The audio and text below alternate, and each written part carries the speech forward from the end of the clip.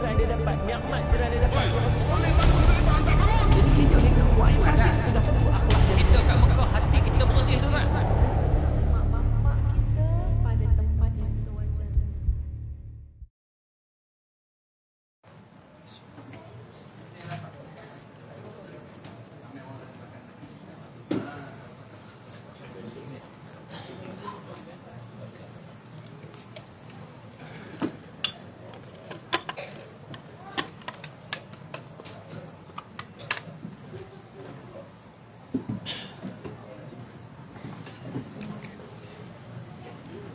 Bismillahirrahmanirrahim.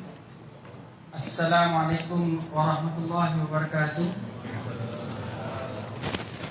Yang dihormati penceramah kita Sahibul Sa'adah Datuk Haji Padishah bin Haji Alauddin, Timbalan Mufti Negeri Pahang Darul Makmur, yang insyaAllah akan menyampaikan ceramah pada malam ini, yang dikasihi Profesor Datuk Dr. Abdul Syukur bin Jurami, pengurusi Surau Ibn Sina, yang juga yang Ketua Persatuan Kebajikan Penduduk Session 15, seluruh staf AJK Surau Ibn Sina, para asatizah, tuan-tuan guru, imam yang bersama kita, seterusnya Ustaz Razman daripada NGO Geng Surau Ibn Sina, muslimin muslimat yang dirahmati Allah Subhanahu Wa Taala.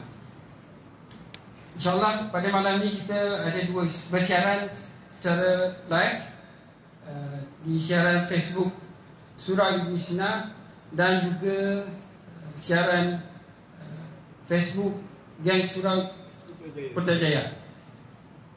Bagi lebih memberkati majlis kita pada malam ini, kita mulakan dengan buku kitab Al-Fatihah.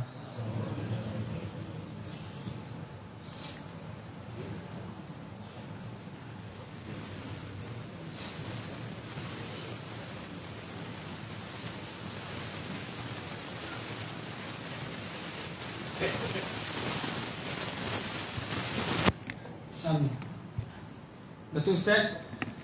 Taman perumahan kami ni sebenarnya dalam 214 rumah saja. Tapi yang Ustaz nampak ramai-ramai ni semua pencinta ilmu. Semua mungkin para malaikat pun join kita di majlis ilmu ni, sama-sama juga mana yang disukai Allah Subhanahu Wa Taala.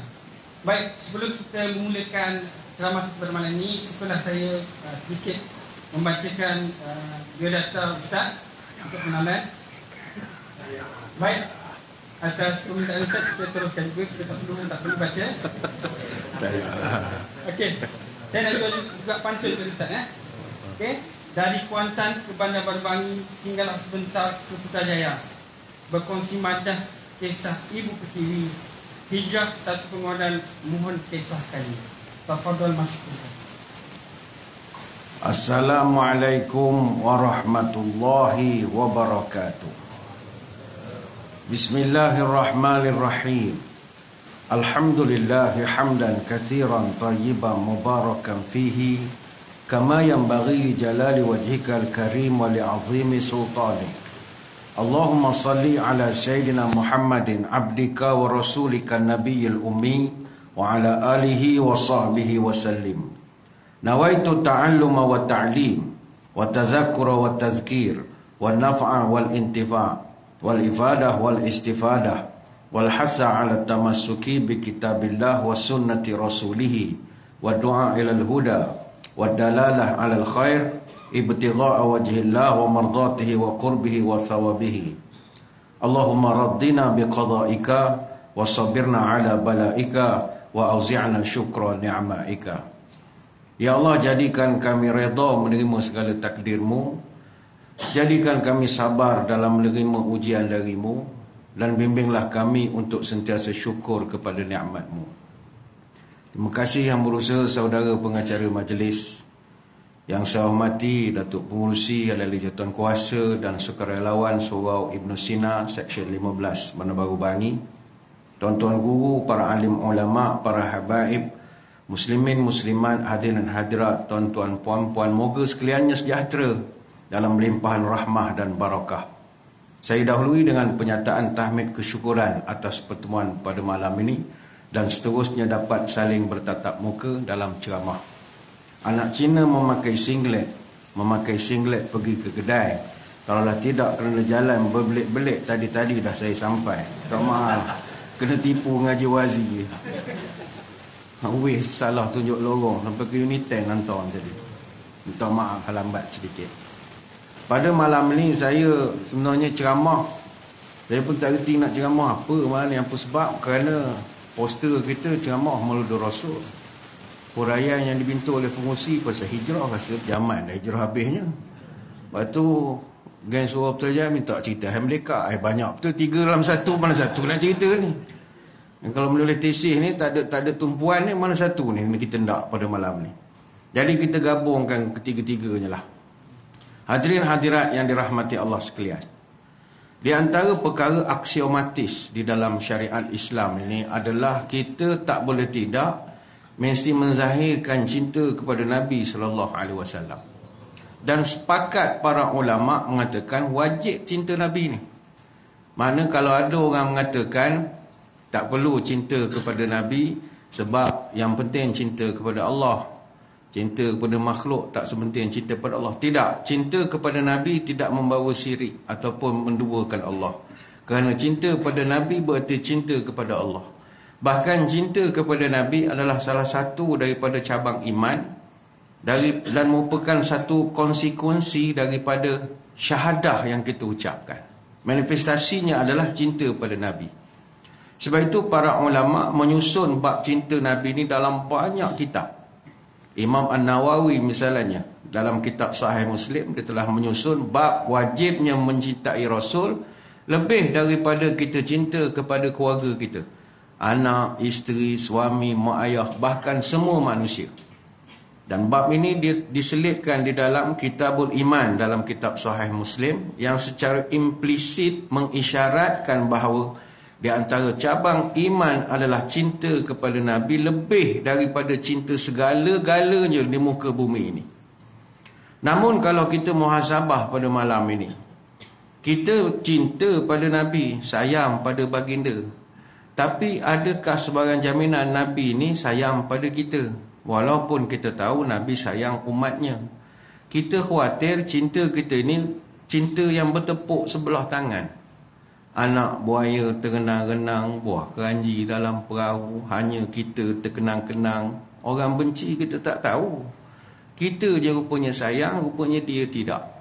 Maka ini yang kita khawatirkan, sebab dalam beberapa riwayat ada disebutkan, ini jadi pelajaran lah pada kita, kena berubah. Jangan jadi golongan 3 golongan ini yang disebutkan ulama sebagai golongan yang paling dibenci oleh Nabi SAW. Kita tak nak jadi golongan, berubah jadi orang, jangan jadi 3 orang ini.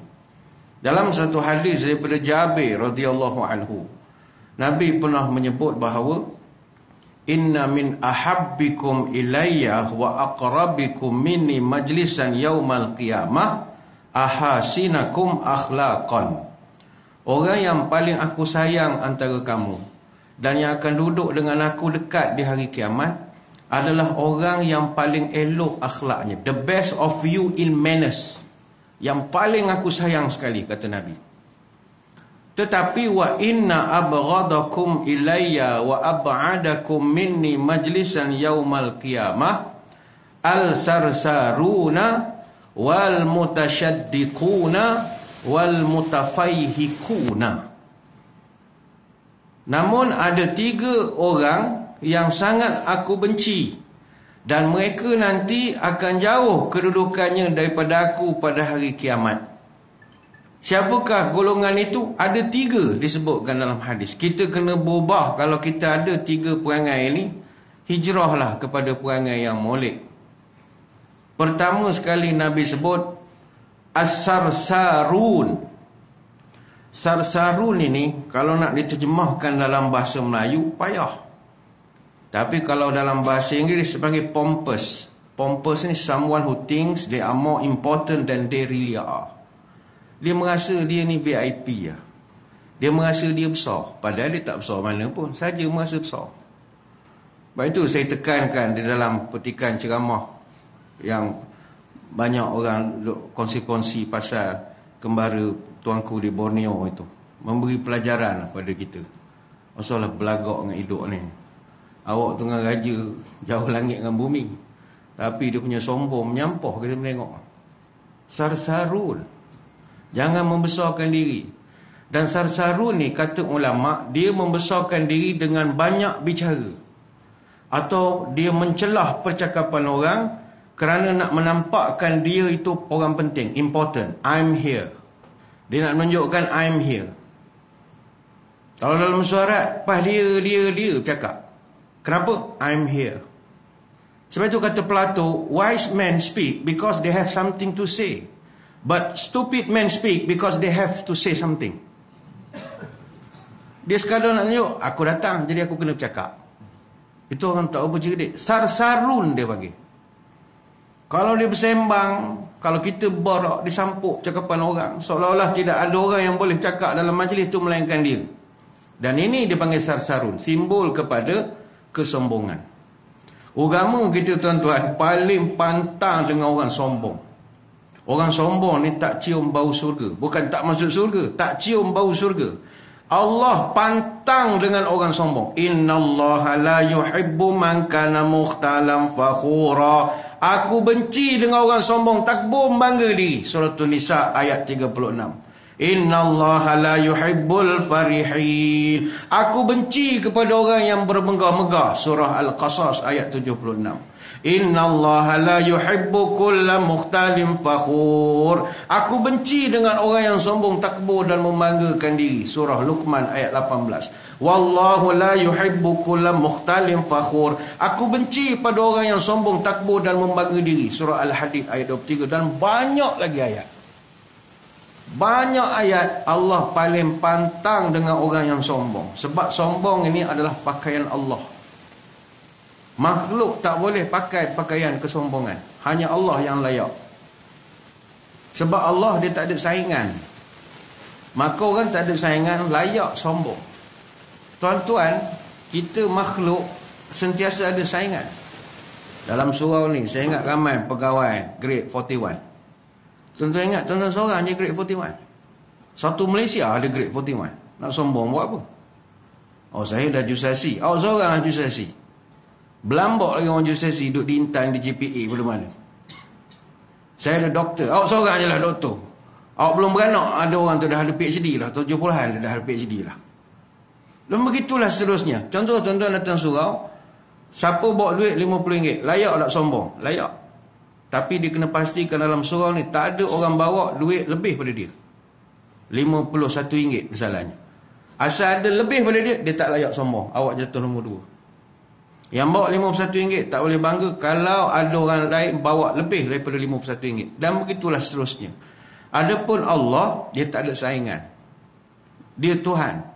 Dia segala maha duduk pada dia.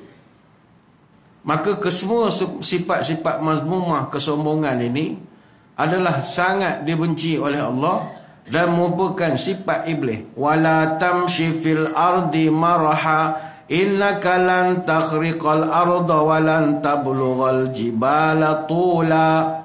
Allah Ta'ala ketika memberi cabaran kepada manusia, kepada makhluk, jangan kau berjalan di muka bumi dengan belagak sombong, sebab engkau takkan dapat menembus bumi dan kau tak dapat berdiri sama tinggi dengan gunung. Surah Al-Isra ayat 37. Jangan sombong kerana sundak kopiah tembuk, kerana lenggang baju koyak, kerana sombong mat habis elok rupa, kerana budi. Bintang timur cuaca baik, cahayanya sampai ke hutan seberang. Mulut manis perangai baik, itu budi dikenang orang. Jaga jangan sampai nampak sombong. Terutamanya percakapan. Sarsaru ni lebih pada percakapan. Bila bercakap, pelihara lidah. Kalau berjalan, pelihara kaki.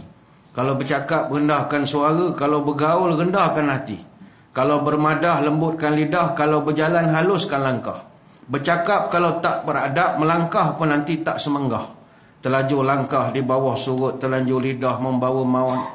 Cakap dengan orang jauhkan mengenang, bercakap dengan orang tua banyakkan bertanya, bercakap dengan anak berlunak-lunak, bercakap dengan isteri, isteri mengisi, bercakap dengan suami ingat mengingati. bercakap dengan mertua jaga-jaga, bercakap dengan menantu bertentu-tentu, bercakap dengan sahabat berhemat-hemat, bercakap dengan kawan segan menyagan, bercakap dengan alim berlaku takzim, bercakap dengan penghulu berlakulah jagalah malu, cakap dengan mak agak-agak, cakap dengan nenek berbaik-baik, cakap dengan datuk elok-elok, cakap dengan guru elokkan kelaku, bercakap dengan tangga maniskan muka. 3 hari tak habis lah sebut satu.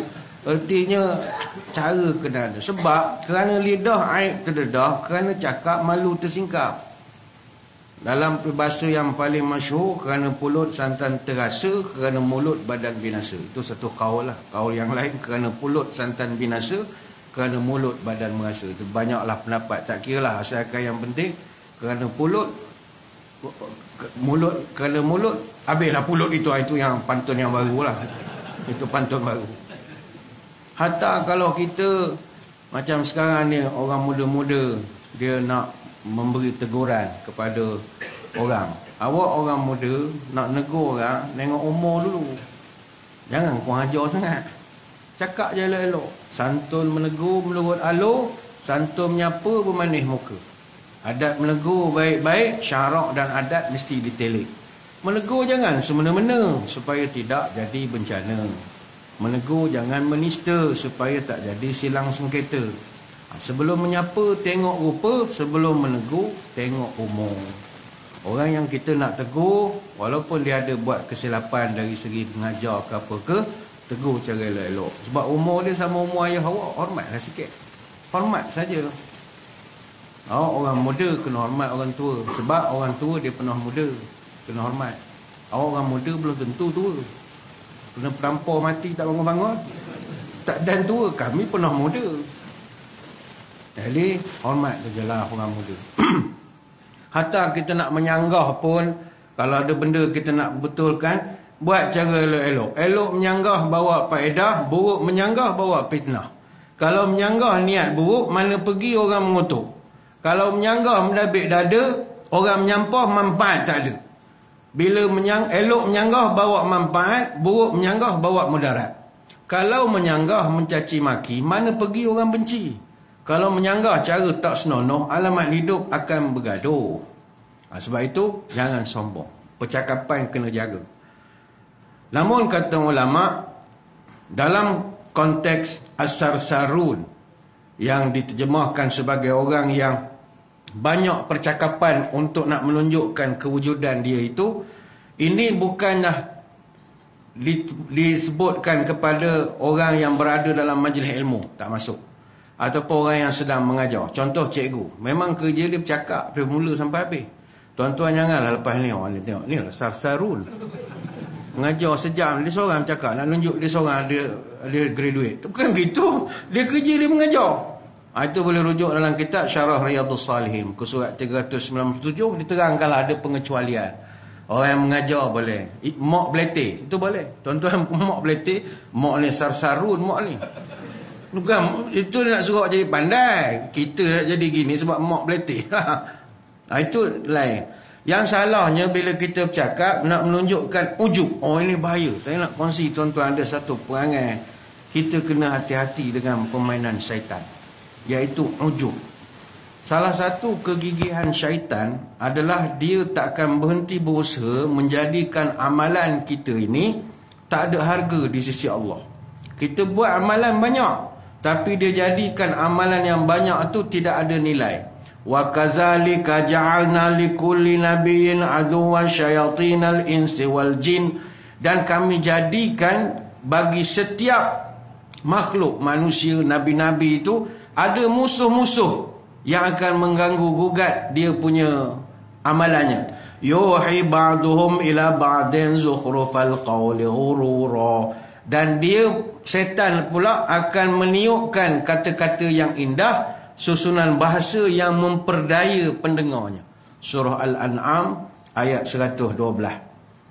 Cara syaitan menjerumuskan kita kepada merosakkan ibadah adalah dengan membisikkan ujub di dalam hati kita. Ujub ni tuan-tuan, kita takut tu. Sebab kita ni insya-Allah orang beramal belaka, tuan-tuan pun orang surau. Kita khawatir yang kita siang malam pergi surau ni tiba-tiba ada ujub. Ujub ni cacat lah amal ibadat. Ujub ni, maksud mudahnya, ujub ni adalah orang yang heran pada diri sendiri. Ujub lah. Heran aku, macam mana aku boleh pergi surau? Hebat aku. Habis, ujub lah tu. Dia kagum dengan diri dia. Mana boleh kagum dengan diri sendiri? Orang kena kagum dengan kehebatan orang lain. Kata Ibn Mas'ud, al-halaku fisnaini al-qanutu wal-ujubu. Kebinasaan ni biasanya bermula daripada dua perkara. Pertama, orang yang fed up ataupun putus asa daripada rahmat dan kurniaan Allah. Hancurlah dia. Contoh, dia banyak dosa. Kemudian dia ada turning point dalam hidup, dia nak berubah. Tapi bila dia nak berubah, dia rasa, ya ke Tuhan, terima aku ni segala kejahatan aku. Dia putus asa. Jahanam lah jawabnya. Pertama, jangan putus asa. Yang kedua, al-ujbu. Dia merasa diri dia lebih daripada orang lain, dan dia memandang dia tu, diri dia lebih pada orang lain, dan orang tu lebih teruk pada dia. Dalam bahasa orang putih, dia panggil narsis. Narsis ni tuan-tuan asalnya daripada cerita Greek, cerita Yunani kuno, berkenaan dengan Narcissus. Narcissus ni cerita legenda lah. Narcissus ni dia jatuh cinta pada kehandsoman diri dia sendiri. Salah juga tu. Dia menengok dalam kolam, nampak bayang-bayang. Dia tengok bayang-bayang, rupanya bayang-bayang tu bayang-bayang dia. Dia jatuh cinta pada bayang-bayang dia. Jadi hari-hari dia pergi ke kolam nak menengok muka dia sendiri. Lawanya, padahal dia tu. Dia terus duduk tepi kolam jadi angau. Akhirnya tak nak makan, tak minum, tidur tak lena, mandi tak basah, makan tak kenyang. Jadi akhirnya dia jatuh sakit, mati. Dan bila mati, dia berubah menjadi bunga narsisis. Ini cerita orang putih lah. Jadi orang yang ujub ni orang yang kagum kepada diri dia sendiri. Sebab itu Nabi suruh kita jaga, jangan jadi orang yang narsis. Salasun muhlikatun. 3 perkara yang boleh mengheret kamu ke gaung kebinasaan. Syuhul muta' wa hawa muttabi' wa ijabul mar'i binafsih. Pertama sekali, kedekut. Ni memang Nabi suruh lawan. Yang kedua, hawa muttabi', terlalu mengikut kehendak nafsu. Yang ketiga, kagum pada diri sendiri. Bila kita dah ada 3 ni, pertama tadi kedekut. Tuan-tuan start rasa kedekut saja, Nabi suruh lawan. Asal sayang duit sikit, Nabi suruh lawan. Sedekahkan je. Kalau terlampau ikut kehendak hati atau nafsu, lawan, kata, jangan diikutkan. Lepas tu kalau dah start kagum diri sendiri, lawan. Jangan kita terikut. Sesama kita janganlah bongkak. Usah dibangga harta yang banyak. Kalau berpangkat jangan belagak, agar pergaulan tidak akan rosak. Rasa ujub inilah seburuk-buruk sifat dan amat tercela di sisi Allah. Bahkan ujub ini bila ada dalam hati seseorang, dia bukan sekadar merasa dirinya seorang saja yang baik, bahkan sampai peringkat dia akan merasa dia je masuk surga. Itu lagi teruk lagi. Dia masuk surga, orang lain masuk neraka belaka. Tak betul, mana boleh, itu ujub namanya. Sebab Allah Ta'ala sebut dalam Quran, fala tuzakku anfusakum huwa a'lamu bimanittaqa. Jangan kamu mengatakan kamu paling suci, aku lebih kenal siapa yang paling takwa. Suratul Najmi ayat ke-32. Kita kaji sejarah. Mengapa iblis yang dulunya begitu mulia, rajin ibadat, kuat tasbih, dia dihormati oleh para malaikat, tapi akhirnya dia diusir oleh Allah daripada surga. Dan bukan sekadar diusir, dilaknat pula selama-lamanya. Why? What is the because? The because is sombong ya. Dia merasa dia lebih pada Adam. Itu je punca dia. Dan ini direkodkan dalam Quran. Qala ya iblis ma manaka an tasjuda lima khalaqtu bi yadai astakbarta am kunta minal alin. Hei iblis, apa sebab you tak nak hormat kepada ini Adam yang aku ciptakan sendiri? Astakbarta, engkau telah menyombongkan diri ke? Am kunta minal alin, engkau rasa engkau ni lebih tinggi sangat ke? Allah tanya kepada iblis. Apa masalah you? You tak nak sembah, tak nak hormat pada Adam ini.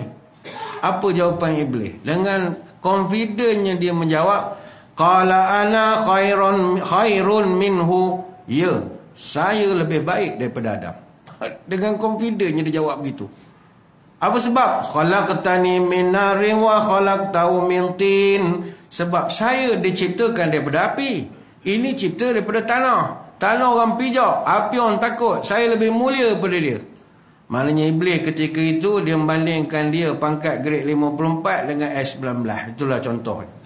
Ini siapa? Saya pengusaha dan profesional. Saya graduate. Apa masalah? Saya lebih mulia daripada dia. Dia rasa dia lebih baik saja. Apakah tindakan Allah? Qala fakhruj minha fa innaka rajim. Hei Iblis, nyah engkau daripada surga ini, sesungguhnya aku akan laknat engkau sampai bila-bila. Wa inna alaika la'nati ila yaumiddin. Aku laknat engkau sampai hari kiamat.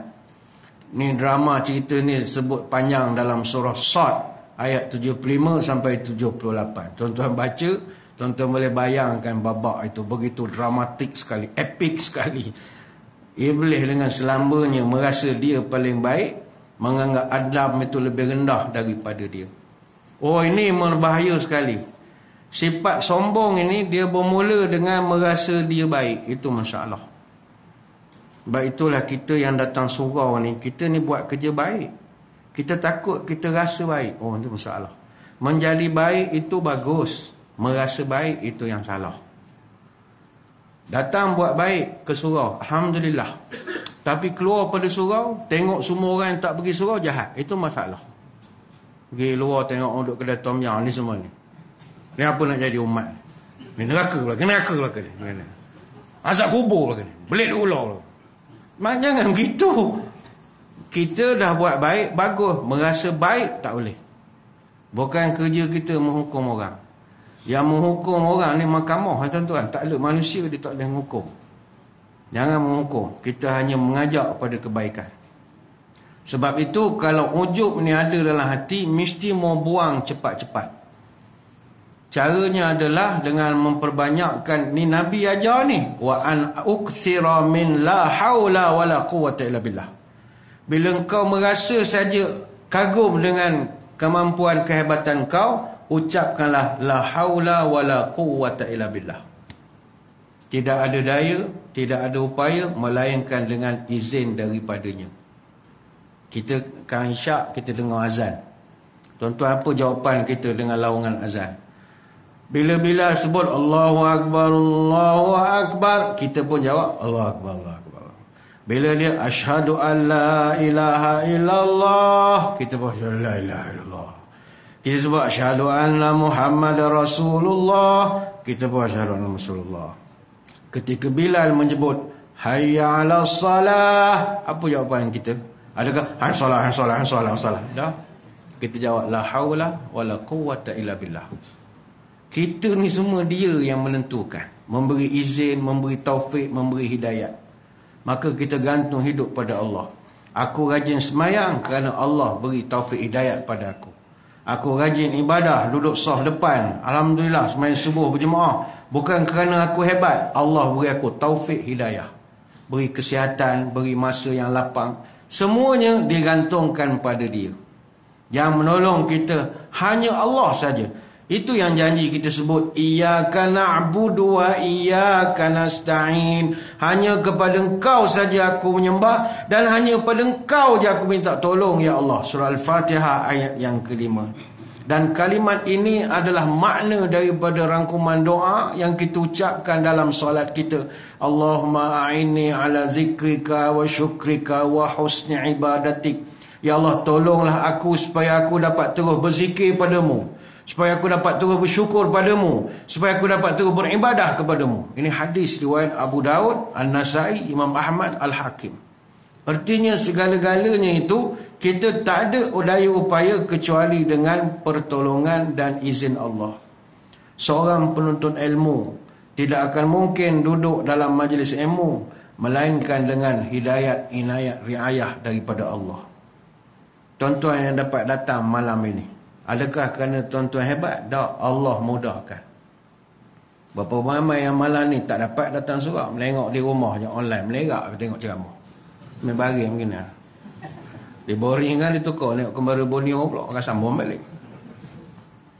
Tuan-tuan yang tengok kat rumah ni kata, kami tak payah nak datang, parking penuh. Dah lain ni tak parking penuh. Dah, Allah mudah aja. Ada kita syukur. Seorang guru takkan dapat mengajar ilmu yang bermanfaat kecuali dengan taufik, hidayah, riayah, inayah daripada Allah.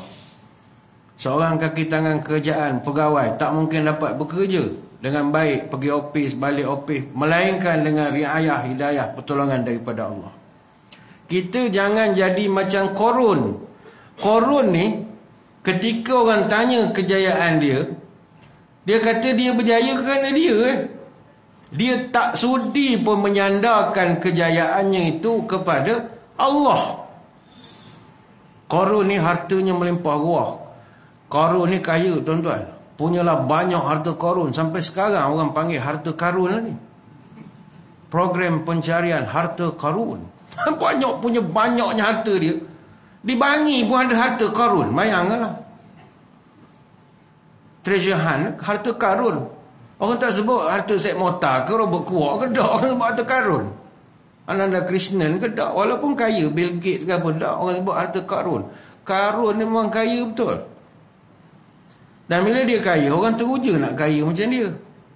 Allah rekodkan dalam Quran surah Al-Qasas ayat 79. فَخَرَجَ عَلَى قَوْمِهِ فِي زِينَتِهِ قَالَ الَّذِينَ يُرِيدُونَ الْحَيَاةَ الدُّنْيَا يَا لَيْتَ لَنَا مِثْلَ مَا أُوتِيَ قَارُونَ إِنَّهُ لَذُو حَظٍّ عَظِيمٍ. Lalu Qarun dengan segala perhiasannya, fi zinatihi, dengan pakaian dia yang bling-bling lah agaknya, macam Michael Jackson tu, macam berkilat-kilat, manik-manik penuh agaknya. Sehingga kau orang kagum lah menengok dia. Oh, hebatnya Qarun, kereta dia besarnya. Oh, hebatnya dia. Sehingga kan dia punya follower dia, qala allazina yuridunal hayatad dunya. Dia punya follower, subscriber, top pen dia ketika itu semua sampai terkagum-kagum. Sehingga ada yang mengatakan, ya laita lana mithla ma utiya Qarun. Moga-moga kita pun dapat kaya lah macam Qarun. Innahu lazu hazzin azim. Dia ni beruntung sungguh, bertuah dia, kaya sungguh dia. Lalu orang pun tanya, wahai Tuan Qarun, macam mana ente boleh kaya lah, luar biasa sekali. Apa jawapan Qarun? Qala innama utituhu ala ilmin indi. Saya kaya kerana saya pandai. Saya ada ilmu. Ilmin indi. Saya ada pengetahuan macam mana nak jadi kaya. Surah Al-Qasas ayat 78. Dia tak sebut pun kekayaannya itu kerana izin Allah. Yang ini dia kena belajar dengan cerita Ahmad Al-Bab. Tengok macam mana Syawal kaya dapat harta Ahmad Al-Bab dalam gua. Ketika datang penghulu tanya macam mana bolehkah, ini harta daripada Allah. Semuanya kekayaan daripada Allah Subhanahu Wa Taala. Itu cara yang betul. Ini dak, ana lah. Ana pandai lah. Ana pergi kursus lah. Ana pergi kursus, ana mentor-menti lah. Bukan begitu cara menjawab. Allah murka, tenggelamkan dia dalam bumi. Fakhasafna bihi wa bidarihi al-ardha fama kana lahu min fi'atin yansuruna min dunillah wa man kana minal muntasirin. Kami benamkan Qarun dengan rumah-rumahnya sekali dalam bumi. Dan tak ada orang pun yang boleh menolongnya. Surah Al-Qasas ayat 81. Maka ini pelajaran untuk kita. Bermula daripada ujub ya. Kagum pada diri sendiri, merasa megah, memandang orang lain lebih teruk, membawa kepada kesombongan, akhirnya kita dijahanamkan oleh Allah. Sebab itu jauhkan sarsarun tu tadi. Bermula dengan percakapan saja. Nabi suruh jaga sangat. Kita tak boleh tuan-tuan merasa kita ni memiliki kelebihan. Tak boleh. Tak boleh. Ingat tak kisah perang Hunain? Nah, ini untuk orang politik kena ingat ya. Perang Hunain ni pelajaran untuk parti-parti politik di negara kita. Selepas daripada pembukaan kota Mekah, berlaku satu peperangan disebabkan orang Mekah tidak puas hati dengan orang-orang Madinah yang baru datang ke Mekah dapat menawan semula Mekah dalam Fathu Mekah. Jadi ada dua puak tempatan di Mekah yang tak puas hati. Pertama Hawazin dengan Sakif. Dua puak ini mereka tak boleh terima hakikat orang Islam boleh datang buat comeback balik. Jadi diorang pun berundur, bersembunyi di satu kawasan yang terletak antara kota Mekah dengan Taif, tapi dekat dengan Taif, untuk dia azan isyak. Jadi kita beri laluan dulu kepada azan isyak. Jadi tuan-tuan semua jangan ke mana-mana. Kita akan kembali lagi selepas ini.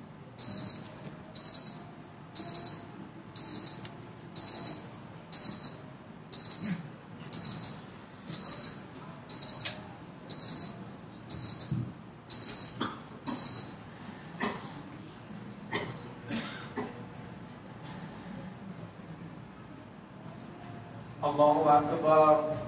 Allahu Akbar. Allahu Akbar. Allahu Akbar. Asyhadu an la ilaha illallah.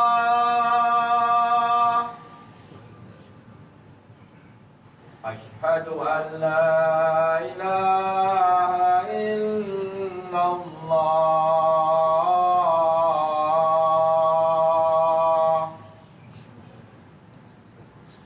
Asyhadu anna Muhammadar Rasulullah.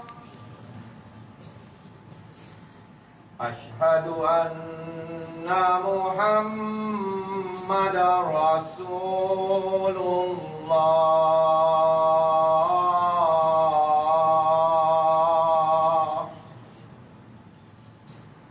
Hayya 'alas shalah.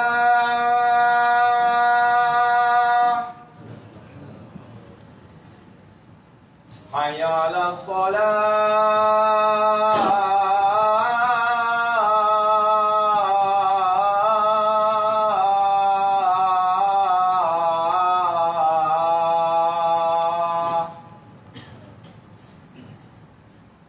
Hayya 'alal falah.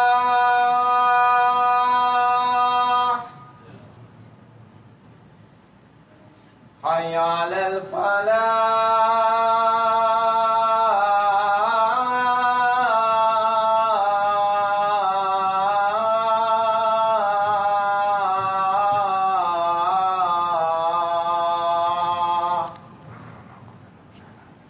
Allahu Akbar. Allahu Akbar. La ilaha illallah.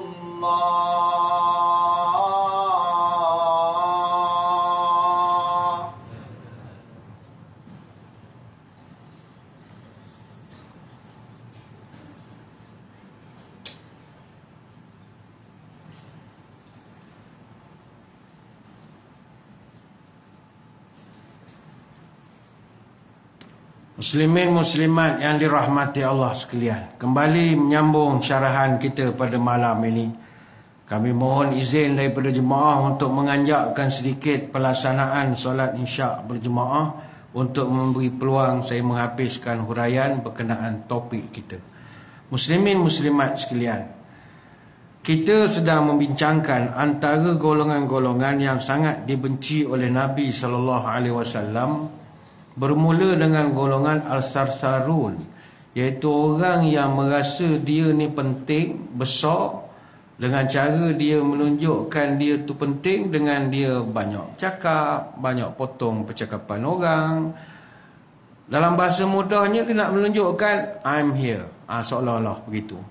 Sebab itu sifat merasa I'm here ini perlu dibuang, iaitu kita merasa kita mustahak, atau kita merasa kita lebih baik, kita kuat, kita cerdik dan sebagainya lagi. Tidak dibenarkan.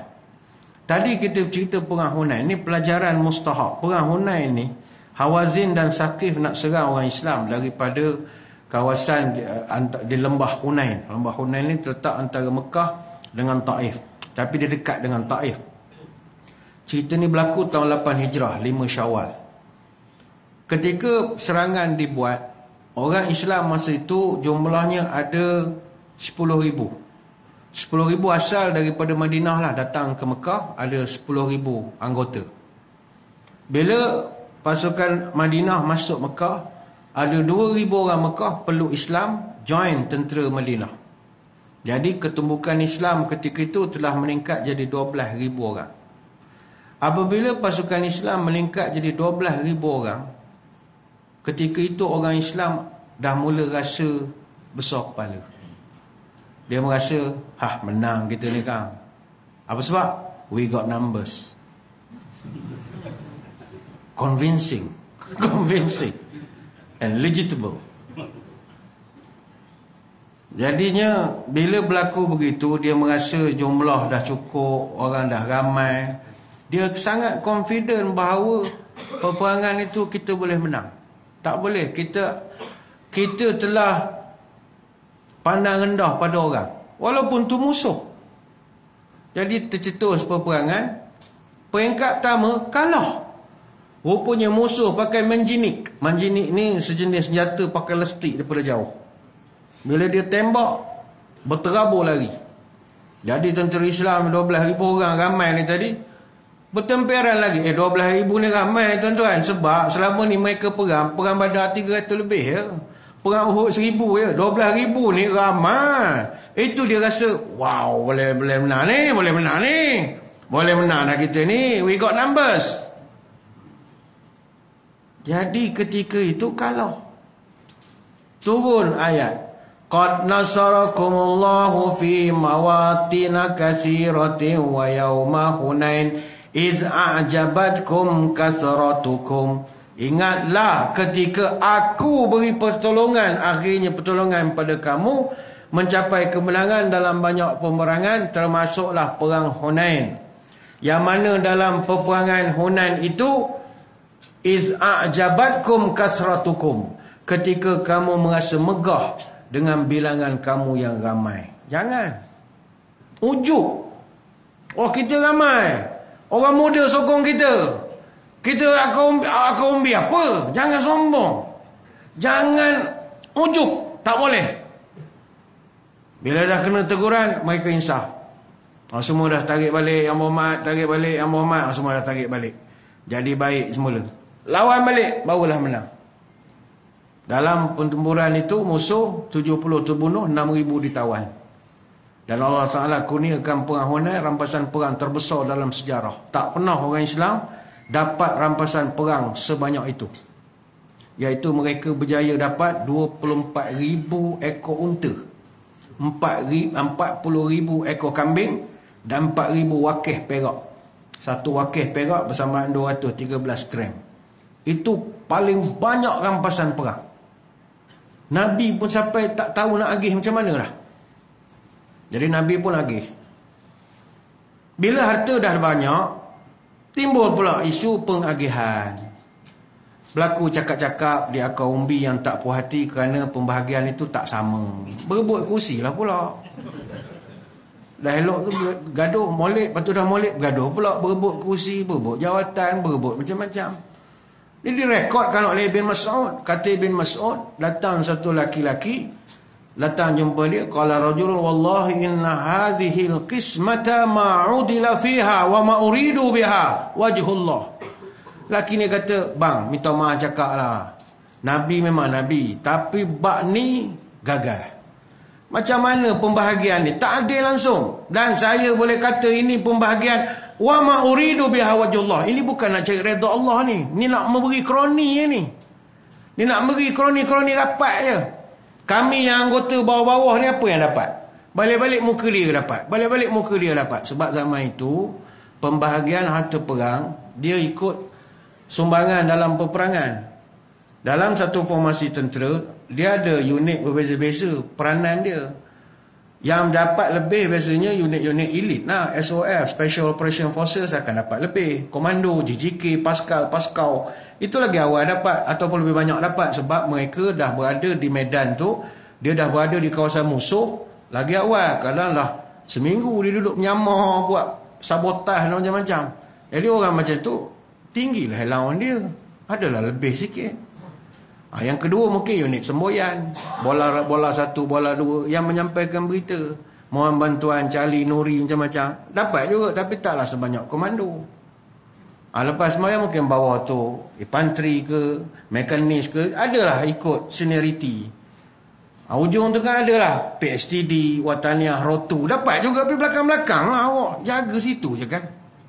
Ujung tu rela, ada rela pun ada, silat gayung pun ada, silat cekok, semua ada belaka.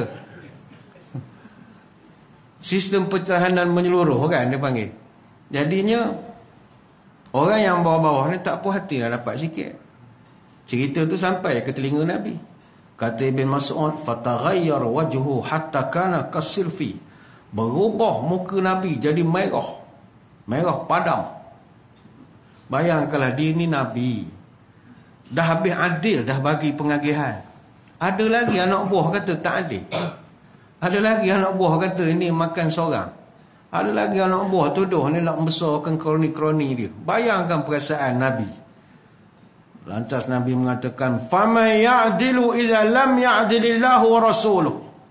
Rahimah Musa qad udhiya bi aksar min hadza fasabara. Orang yang tak puas hati kata saya tak adil tu, saya minta tolong, bawa satu orang yang boleh lebih adil daripada saya. Tunjukkan saya mana orang tu, kita suruh dia bagi. Masalahnya tak boleh juga. Saya ni Rasul, saya tak ada kepentingan apa-apa. Moga Allah merahmati Nabi Musa, kata Nabi. Sahabat Iram dia pula kena guna Nabi Musa dalam kes ni. Moga Allah merahmati Nabi Musa, kerana Nabi Musa kena kritik oleh umat dia lebih teruk pada ni, tapi dia sangat sabar. Ni panjanglah huraian kenapa Nabi kaitkan dengan Nabi Musa. Kalau ringkas cerita, Nabi Musa ni umat dia pun pening juga. Dia Nabi Musa ni zaman dulu Bani Israel, dia budaya dia mandi bertelanjang, dia tak berpakaian. Sampai sekarang pun kalau orang putih apa kan ada nudist beach, ada tempat sauna tu mana pakai, tahu kita je pakai towel, dia tak pakai. Setengah swimming pool tu memang nudist punya swimming pool. Sebab bagi orang putih bertelanjang tu tak ada masalah. Sebab bagi dia, mana nak pelik serupa aku gitu ya. Bukan ada spek JKR ke spek light, serupa je. Jadi bagi dia tak ada apa, macam kita nengok siku, nengok jari gitu bagi dia. Kita tak boleh tak jadi kita. Macam di Blok Australia apa semua ada kan, nudist beach masih ada lagi. Macam di Bondi Beach tu memang kalau pergi memang orang menerak tak baju semua. Saya tak tengok orang cerita, saya orang cerita, tengok National Geographic je, saya tak tahu. Jadi budaya tu dah lama dah. Tapi Nabi Musa ni sebab dia Nabi, dia ada maruah, dia mandi pakai basahan. Jadi lepas tu dia tak campur orang. Kalau duduk dalam sauna tu kan, bangsa-bangsa Arab dulu dia ada dia punya mandi wap dia. Bila time mandi dia tutup apa semua. Perbuatannya itu menyebabkan di kalangan umat dia bergosip sama sendiri. Kenapa Nabi kita Musa ni dia tak nak buka serupa kita? Itu. Jadi masing-masing membincangkan benda itu. Agaknya kemaluan dia cacat agak. Lah topik perbincangan mereka kemaluan Musa. Bayang kalau kita lah ya, kita pemimpin, orang bawah kita bincang sama dia benda dalam seluar kita. Tak ada langsung nak bincang agenda kita ke perancangan kita, tak. Sama dia borok. Benda rupa lah, benda ini la ilaha illallah. Tapi Nabi Musa ni kata Nabi sabar sangat orangnya. Padahal dia panas baran. Dia pernah tumbuk orang mati. Tapi dia sabar. Jadi balik pada cerita ujub ni tadi, kenapa kita boleh jadi kagum dengan diri sendiri? Pertama sekali, bila banyak sangat dipuji orang. Yang kedua, bila banyak meraih kejayaan. Yang ketiga, bila kita ni ada dapat kekuasaan. Yang keempat, kalau kita ni jadi orang tersohor lah, atau popular di kalangan orang lain. Yang kelima, bila kita memiliki kesempurnaan fizikal, lawa, handsome, perut pun betul-betul, ataupun kita ni mempunyai intelektual dan kecerdasan yang tinggi, boleh mengundang ujub itu yang kita khawatiri. Baik itu dipuji orang ni pun boleh menyebabkan dapat ujub. Tengok macam kita buat live malam ni. Tuan-tuan tengok live. Orang muji je dalam. Oh, terbaik ustaz. Terbaik ustaz. Terbaik. Bosku, terbaik bosku. Bosku buat dia juga terbaik. Mantap ustaz, mantap. Muji, bukan marah muji. Tapi kalau puji tu boleh menyebabkan kita rosak. Tengok aku ceramah. Orang puji, terbaik, terbaik, terbaik. Jangan begitu. Ada orang bila netizen puji, suka. Bila orang kutuk, delete komen. Awak suka dipuji je lah. Maknanya dia nak hidupnya dipuji saja. Hati-hati. Ataupun kita ni mempunyai intelektual dan kecerdasan yang tinggi. Macam kita di Bangi ni ramai akademia, orang-orang akademik. Itu hati-hatilah. Kadang kita seriau melengok orang-orang akademik ni kadang-kadang. Dia terlalu mengkagumi pencapaian. Kita khawatir kalau dia tak ada kawalan hati, boleh menyebabkan jadi ujub. Jadi ujub. Lepas itu ada satu kata-kata Profesor Dr. Wan Muhammad Noor bin Wan Daud, ahli falsafah lah. Dia ada satu kata-kata yang saya suka megang kata-kata dia. Kata dia, bilakah ilmu yang mulia bertukar menjadi hina? Bila ilmu yang merapatkan makhluk dengan sang pencipta menjadi kayu bakar di neraka. Apabila ianya hanya kata-kata teratur rapi, hanya data-data yang dihimpuni, hanyalah skematisasi, hanyalah penerbitan mengejar kriteria kafiri, hanya anak tangga pendangkian pangkat dan anugerah duniawi. Konferensi, seminar, bengkel bersemuka, bertalian udara, hanya untuk ditunjuk kepada manusia, pada penguasa, kepada pendana, serta mereka yang buta terpenjara. Khawatir kita, Allah cabut. Kesana kemari berbangga dengan academic qualification, professional affiliations dia. Tak ada masalah, tapi hati-hati. Oh, saya research activity, saya ada 90 research grant, cumulative grant saya ada berpuluh ribu. Publication saya publish journal ada 179. Under review ada 3, QI, Q2, Q3, Q4, WOS, Scopus, ERA. Orang kampung tak faham pun tuan-tuan. Kita hanya melayang begitu sama kita akademia tu je. Lepas tu geli kalau orang baca biodata panjang-panjang ni nyampah dengar. Kata benda biodata panjang-panjang nak suruh apa pun tak tahu. Bukan marah pengurusi tadi, tidak. Saya biodata tak panjang. Sabarlah sikit. Kita ni, respect is something that you earn, not force. Penghormatan ni kita akan dapat. Bukan kita paksa-paksa orang dengan menceritakan saya punya ni. Oh, tak payah. Orang boleh hormat kita. Jadi itu yang satu. Golongan yang dibenci oleh Nabi, sarsarun. Golongan kedua yang dibenci oleh Nabi adalah mutasyaddiqun. Mutasyaddiqun ni apa? Mutasyaddiqun ni, ini pun payah juga. Iaitu orang yang suka bercakap dengan gaya bicara yang menunjukkan dia tu cerdik. Payah juga. Dia bercakap nak menunjukkan dia paling fasih. Dia memiliki intelektual yang tinggi dengan cara disedap-sedapkan pembicaraannya itu.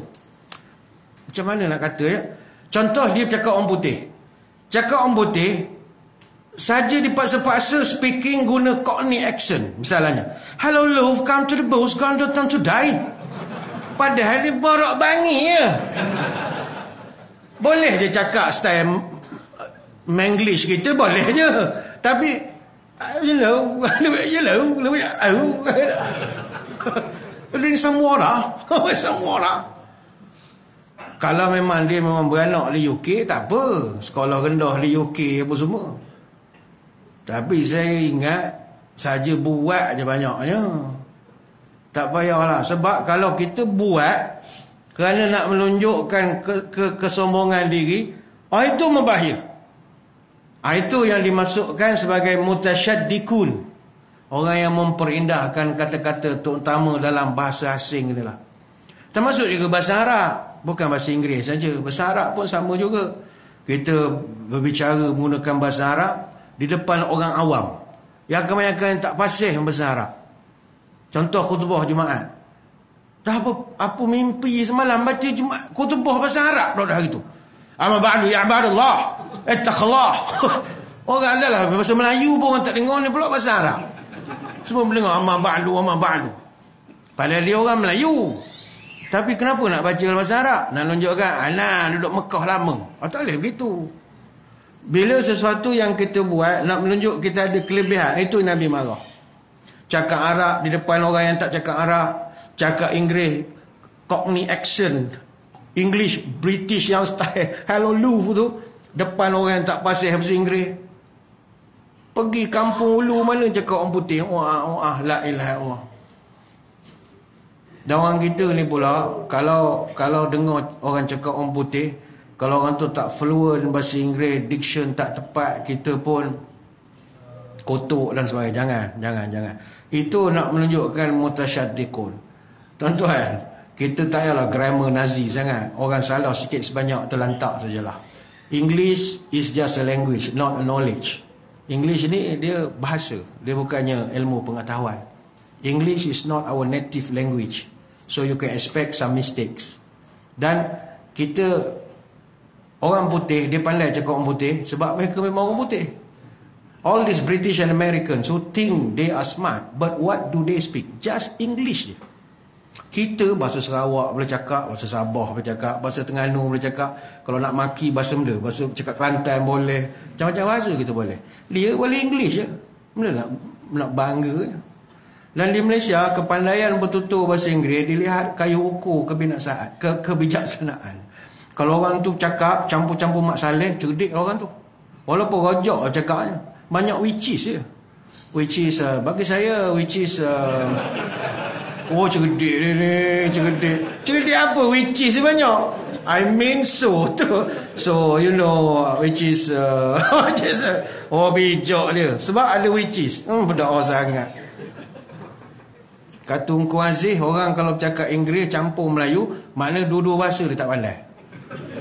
Kalau dia terror bahasa Melayu full swing dia boleh cakap Melayu dengan pantun, dengan syair, dengan gurindam.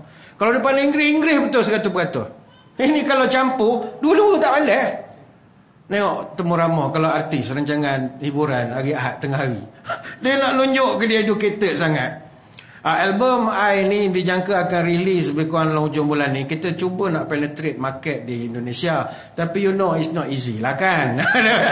Geli je mendengar kan ni. Nak tunjukkan cerdik lah. Tuan-tuan, buanglah perangai hijrah lah. Ambil bangga bahasa orang. Kita ni jangan jadi sampai orang panggil Anglophile. Anglophile ni tuan-tuan adalah anak didik daripada penjajahan dulu. Ini cerita merdeka sikit. Orang putih dia tidak tinggalkan kita 100%. Sebelum dia meninggalkan kita, dia telah mengorang putihkan bangsa kita ini dengan memberi pandangan bahawa kemajuan adalah Inggeris. Kemajuan bahasa Inggeris, bahasa etnik, bahasa ibunda takkan menjadikan kita orang berjaya. Sebaliknya kejayaan hanya dengan bahasa Inggeris semata-mata. Bertahun-tahun kita pegang pendapat ini. Padahal sekarang ni kita dah merata dapat maklumat. Bahasa Inggeris bukannya bahasa segala-galanya Inggeris, dah. Cuma ramai orang faham bahasa Inggeris. Sebab Hollywood, kerana Michael Jackson dan sebagainya, orang faham lah. Tapi dari segi bahasa pertuturan, 6 bahasa utama dunia yang diucapkan di PBB, salah satunya bahasa Inggeris je. Yang lain masih banyak. Tuan-tuan kalau pergi ke Paris, pergi ke Perancis, dia tak layan cakap orang putih. Payah, baik cakap Kelantan lagi dia layan. Tuan-tuan pergi Paris nak beli barang, cakap Kelantan lagi bagus. Baik, berapa ni baik? Bonjour, dia bawa kat Kelantan. Macam kamu tu dia kunjung. Terus dia layan kita. Mahal murah sikit. Dia faham, dia betul murah sikit. Tuan-tuan cakap macam, excuse me sir, how much is this? Dia buat bodoh buat tak dengar, buat pekak kita pun balik ngumpat, orang Paris sombong. Memang sombong kan cakap orang putih, dia bukan layan. Kecuali tuan-tuan datang cara orang kaya, boleh dia layan. Malah kita punya brand tu menunjukkan kita kaya. Tapi kalau biasa-biasa cakap Kelantan je lah dengan orang Paris. Sebab bagi dia bahasa bukan Inggeris je.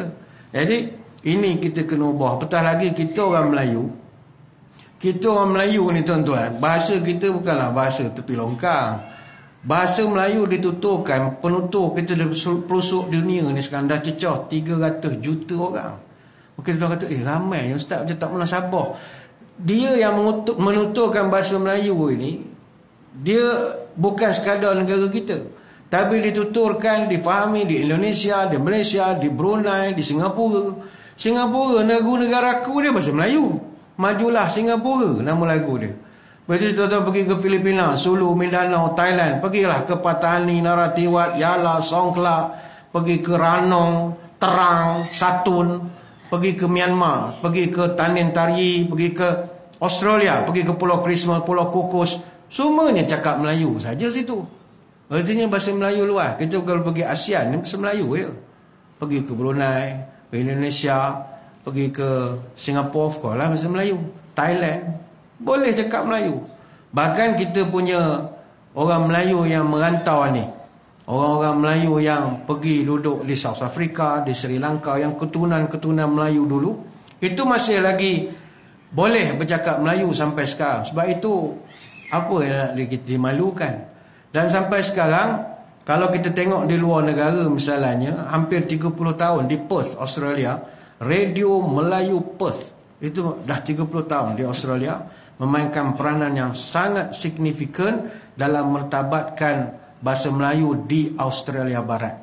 Termasuklah juga selain daripada Perth, ada juga stesen radio China Radio International ataupun CRI di Beijing yang bersiaran dalam bahasa Melayu, dan sehingga kini masih lagi menjadi sebahagian daripada salah satu 65 bahasa utama yang disiarkan di stesen radio berkenaan sejak 60 tahun dulu. Sebab kebanyakan penutur bahasa Melayu ini dia rumpun Melayu. Selain daripada diaspora yang membentuk komuniti Melayu di beberapa buah negara sampai ke Arab Saudi misalnya. Arab Saudi yang mualat tu semua diaspora Melayu dulu. Yang budak-budak Thailand, budak tu kan. Dia dengan kita dia cakap Melayu kan, tapi dia sebenarnya mualat, dia dah beranak sana. Mak ayah dia diaspora daripada rumpun kita. Sana dia jadi mutawif pula. Beli barang, beli ikan ke apa ke. Dengan kita dia cakap Melayu lah.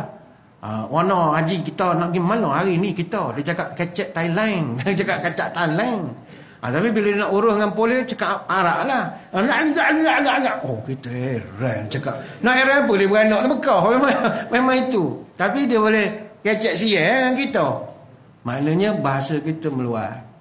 Tapi sekali lagi sekarang orang kita pandang hina kalau bila kita ni cakap bahasa kita seolah-olah dianggap tidak educated. Ini kena ubahlah perangai ni. Ini penjajahan.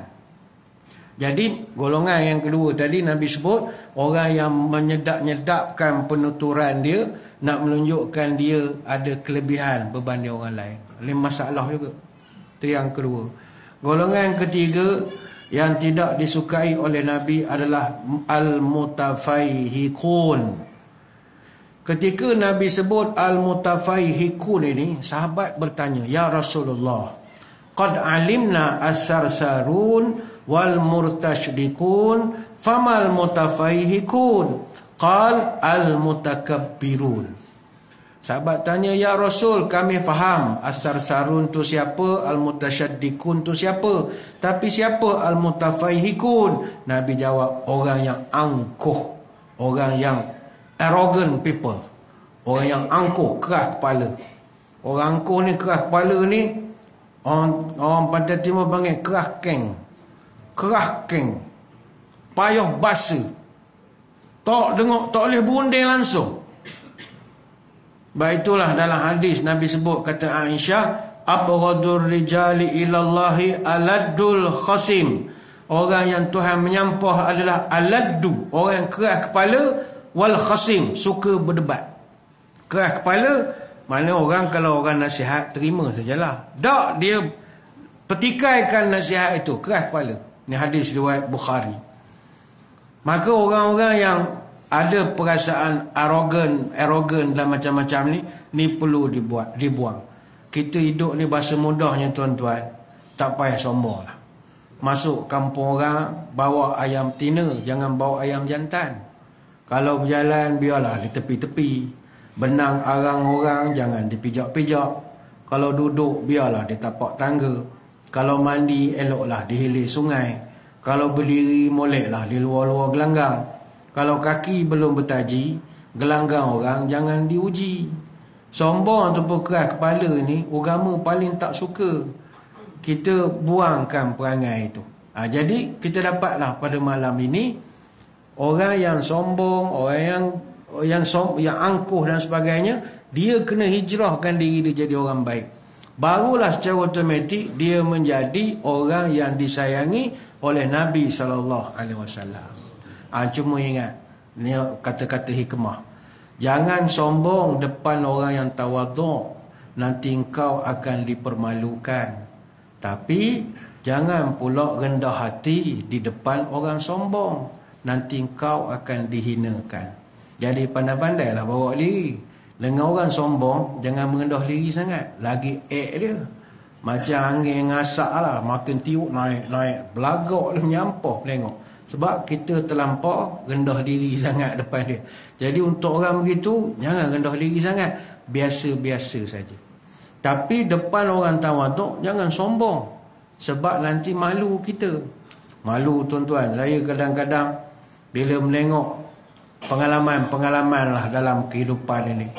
Ada masanya kita ni, macam saya dulu imam besar, sekarang jadi timbalan mufti, dapat sedikit sebanyak pula ada bagi tuanku, gelar datuk dan macam-macam lagi. Tiba-tiba kita ni rasa macam nak besar diri. Tiba-tiba dalam hidup saya jumpa dengan ramai orang yang mana bila kita kenal dengan mereka, kita rasa Allah, ada lagi orang yang lebih layak sombong pada aku. Ada. Kalau tuan-tuan kenal, dulu kami di Pahang, kami punya timbalan CPO, Timbalan Ketua Polis Negeri Pahang, namanya Timbalan Pesuruhjaya Polis Datuk Abdul Razak bin Muhammad Yusof, Timbalan Ketua Polis Pahang. Mungkin nama ni tuan-tuan tak cam, tapi dia ni adalah Heru Jenalik Al-Ma'unah. Dia yang menumpaskan Amin tu. Dia ni dulu dia komandan anggota unit 69 komando pasukan gerak khas di Hulu Kintar Perak. Tuan-tuan, dia ni dalam Malaysia satu-satunya penerima darjah kebesaran Seri Pahlawan Gagah Perkasa ataupun SP. Orang putih panggil The Grand Knight of Valor, yang masih berkhidmat dalam PDRM ketika itu. Bayangkan SP ni Seri Pahlawan Gagah Perkasa, pangkat tertinggi antara 5 pangkat dalam darjah-darjah Gagah Perkasa dan merupakan darjah Kesatria Agung yang penuh keberanian. Tuanku Agung hanya kurnia kepada rakyat Malaysia yang menunjukkan keberanian tertinggi dalam situasi luar biasa dan sangat berbahaya. Ayam budak melerak bawa motor tak dapat, itu bukannya berani, itu bodoh namanya. Itu nekat. Ini berani dalam situasi yang orang lain serendah, dia tak. Dia beza dengan Panglima Gagah Berani. Tuan-tuan biasa dengar PGB. Kalau ingat Panglima Gagah Berani ataupun The Star of the Commander of Valor, itu dia punya bulanan, dia ada allowance 1,500 ya. Tuan-tuan yang ada datuk ni ada allowance? Mana ada dapat allowance daripada datuk? Dia orang ni ada allowance. Pingat Gagah Panglima Gagah Berani dapat 1,500 sebulan. Pingat SP Pahlawan Seri Pahlawan Gagah Perkasa dapat 2,000 sebulan. Tapi dia orang punya pingat tak ada title. Macam kita dapat selempang ada nama Datuk Seri Tan Sri Tun ada di depan. Dia orang ni tak ada gelar. Nama dia duduk belakang, SP nama dia. Supaya nak jadikan dia tu ikhlas. Patutnya semua datuk buat begitu, baru dia tahu langit tinggi rendah. Buangkan datuk tinggal belakang. Balisa Alauddin dia MP, padang dengan muka. Yang letak di depan datuk. Kalau tak tongeng jalan kan. SP dia duduk belakang. Tapi walaupun duduk belakang, dia adalah darjah ke-8 antara 10 darjah anugerah di Raja Malaysia. Kalau dalam Istana Negara, kerusi dia paling depan. Dia lebih depan daripada geng-geng yang dapat tun, yang pakai Datuk Seri Maharaja Mangkunegara SMN ataupun darjah Seri Setia Mahkota SSM. Lebih depan. Dia mana dalam Istana Negara dari segi susunan Lepas Tuanku Agung dengan Raja Malaysia Agung. Lepas pada dia adalah Seri Pahlawan Gagah Perkasa, SP. Lepas dia barulah Darjah Yang Maha Mulia Kerabat Utama Malaysia, DKM. Lepas pada DKM barulah Darjah Utama Seri Mahkota, DMN. Lepas DMN barulah Seri Maharaja Mangkunegara, SMN. Yang laki panggil Tun, kalau isteri panggil Tuh Puan. Lepas SMN barulah SSM, Seri Setia Mahkota. Laki dapat Tun, isteri dapat Tuh Puan. Lepas tu barulah PGB, Panglima Gagah Berani. Lepas tu barulah Tan Sri, barulah Datuk, sampailah AMN, PJK paling belakang kat pintu belakang. Dia paling depan sekali. Tapi tuan-tuan, la ilaha illallah, kalau tuan-tuan jumpa orangnya, malu kita. Tawaduk sangat. Ngelar diri dia pandak je. Awak timbalan ketua boleh 2 bintang. Pandak je kalau. Kita bolehlah panggil Datuk. Dia SP kan. Ustaz panggil saya pandak. So, dia cakap Kedah. Dia orang Melaka tapi besar di Kedah. Sekarang duduk di Perak. Jadi dia cakap setiap orang Kedah. Berani tuan-tuan. Kalau tuan-tuan tengok dia pakai seragam dia, bintang-bintang yang ada pada dada dia, saya tak pernah tengok polis lain pakai. Polis buat Roblox tak lama. Dia punya bintang ada sayap kepala botak, ada sayap menyelam, ada sayap tikam kepala orang, ada semua bintang pelik-pelik ada. Sepapan dia punya ni, jasa dia. Nanti Google lah nama Datuk Razak Komando. Orang baik. Dia ni tawaduk sungguh. Kan biasa kita jumpa orang nampak Samseng baru kerja bonza tarik kereta, Samseng lah, lain macam duduk kedai pun cakap telefon kuat-kuat, wah macam dia gangster lah. Yang ini lebih daripada gangster tuan-tuan, terjun terbang kepala dulu ni. Tapi Allah tawaduknya lah. Dan punyalah cita-cita dia. Saya tanya dia, Datuk nanti lepas pencen nak buat apa? Saya kalau pencen nak pergi mondok. La ilaha illallah. Beza lalu dengan orang lain. Kalau orang lain tu dah buka konsultan lah. Buka konsultan keselamatan ke macam mana nak jaga syarikat ke apa. Tak, nak mondok je ngaji Quran dia kata. Nak berzikir. Nak dia apa sibuk dulu-dulu muda-muda tak dan. Inilah beza tuan-tuan. Orang tawaduk. Saya dulu pernah juga jumpa Dr. Almarhum Dr. Surin Pitsuan, orang akademik. Zuhud ialah tawaduk. Dia punya doktor kehormat berbelah-belah. Tok guru pondok tapi mengaji Harvard. Cakap orang putih la ilallah macam Mak Saleh. Cakap Arab boleh, mengajar boleh, tapi tawaduk sungguh. Baik itu belajarlah daripada orang-orang ini. Baik itu kita sombong depan orang tawaduk ni, malu sungguh rasa. Nak tunjuk apa tau. Tapi kalau orang sombong, jangan rendah hati sangat. Nanti kita akan dihinakan. Apa yang mustahak dalam penghujung pertemuan pada malam ini? Jangan sombong, jaga lidah, jaga percakapan. Lidah ini kalau salah percakapan, boleh menyebabkan batal segala amalan-amalan kita. Dia punya kita, kebaikan-kebaikan kita dipadamkan oleh Allah SWT. Sebelum kita berpisah, saya tinggalkan pada tuan-tuan kata Ibn Salah. Indikator orang yang baik, dia kena ikut 4 hadis. Ini indikator orang baik. Kalau kita dapat ada dalam 4 hadis ni, baiklah kita. Apakah dia? Pertama kata Ibn Salah, min husnil islamil mar'i tarkuhu ma la ya'ni. Salah satu tanda orang Islam yang baik adalah dia meninggalkan benda yang tak ada kena mengena dengan dia. Hadis Tirmizi dan Ibnu Majah. Orang yang baik, leave that which does not concern you. Mind your own business. Respect of other people's privacy. Personal boundaries.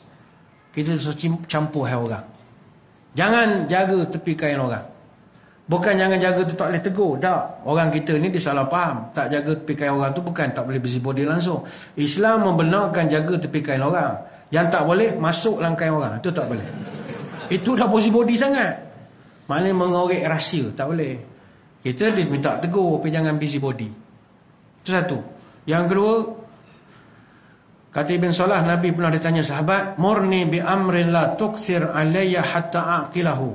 Ya Rasul, ajar saya satu amalan, kalau saya dah buat, saya tak perlu tanya orang lain lah untuk buat benda lain. Nabi kata, la taghdab, jangan marah. Sahabat kata, takkan itu ya Rasul, ada lagi yang lain? Nabi kata la taghdab. 2 kali Nabi sebut. Jangan marah. Tiba sahabat ni marah juga. Takkan itu je Rasul. Jangan marah kata Nabi. Fa'ada alaihi qala la taghdab. Nabi ulang 2-3 kali. Jangan marah, jangan marah, jangan marah. Jadi kalau kata Ibn Salah nak jadi orang baik, yang kedua jangan marah. Yang pertama tadi jangan busybody melampau-lampau sangat. Yang kedua jangan marah. Yang ketiga la yu'min ahadukum hatta yuhibba li akhi ma yuhibbu li nafsihi. Tidak sempurna iman, kamu tak sayang orang lain bagaimana kamu sayang diri kamu sendiri. Dan yang terakhir kata para ulama, orang-orang yang baik-baik ini, man kana yu'minu billahi wa yawmil akhir falyakul khairan aw la yasmut. Siapa percaya kepada Allah dari kiamat, hendaklah pertama bercakap yang baik-baik ataupun diam. Hadis Bukhari Muslim. Speak a good word or remain silent. Itu saja pilihan kita. Nak cakap je yang baik. Kalau tak ada cakap yang baik, diam sajalah. Buah durian dibelah-belah dengan parang pisau belati. Jaga mulut, jaga lidah, kawan sahabat. InsyaAllah tidak berkecil hati. Sekadar itulah sembang-sembang kita pada kesempatan malam ini.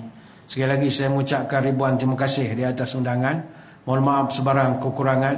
Moga-moga bertemu lagi pada lain-lain kesempatan. Sebelum berpisah, marilah kita menadah tangan berdoa. Moga majlis kita ini sama-sama diberkati oleh Ilahi. A'udzubillahi minasyaitonirrajim. Bismillahirrahmanirrahim. Allahumma salli wa sallim ala sayyidina Muhammadin salatan tukhrijuna biha min zulumatil wahmi. Allahumma tawil umurana wa sahih ajsadana wa nawir qulubana wa tsabbit imanana wa ahzin amalana wa wasi' arzaqana wa ilal khairi qaribna wa ala syari ab'idna wa qdi hawaijana fid din wad dunya wal akhirah innaka ala kulli syai'in qadir. Ya Allah, panjangkanlah umur kami, sihatkanlah tubuh badan kami, terangkanlah hati kami, tetapkanlah iman kami, molekkanlah amalan kami, luaskan rezeki kami, dekatkan kami kepada kebaikan, jauhkanlah kami dari kejahatan.